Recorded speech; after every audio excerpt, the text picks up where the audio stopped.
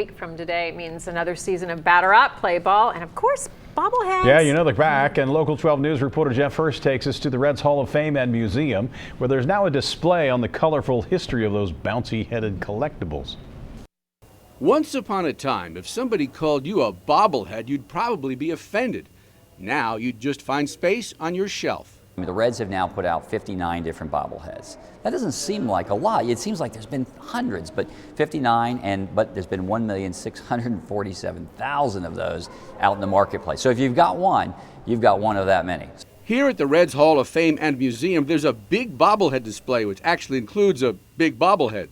Mr. Redlegs here is one of the most famous bobbleheads, so we've created an 8-foot bobblehead. It's the largest Reds bobblehead ever produced, and he gives his nod of approval every time we ask him what he likes about this exhibit.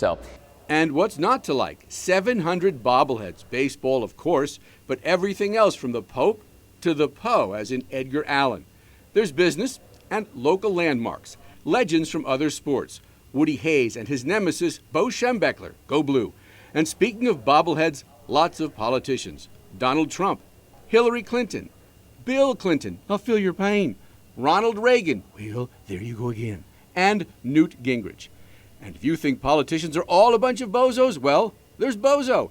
Nodding head dolls have been around for a few hundred years, but they really took off as collectibles after the San Francisco Giants did the first baseball bobblehead giveaway to fans in 1999, Willie Mays. Barry Larkin was the first Reds bobblehead in 2001, and since then it's been non-stop bobble. But everybody's got one somewhere in their house if they've ever been to a ball game, and I think that's what makes it. They're just fun.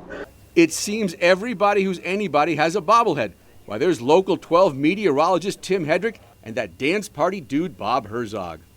There is no Jeff Hirsh bobblehead yet. However, I do have this one, which I won for coming in first place in my fantasy baseball league in 2014. I think there's an amazing resemblance. Well, okay. Now there's an amazing resemblance. Jeff Hirsh, Local 12 News. Yes, there is, and thank you, Jeff. The bobblehead display will be at the Reds Hall of Fame and Museum through the end of the year. Local 12 is the place to be 1 week from today, opening day. We start the day with Good Morning Cincinnati at Great American Ballpark, and then at noon we'll bring you live coverage of the Findlay Market Parade. That's followed by the pregame at 2:30 and the Reds and the Phillies live at 4 from Great American Ballpark right here on Local 12.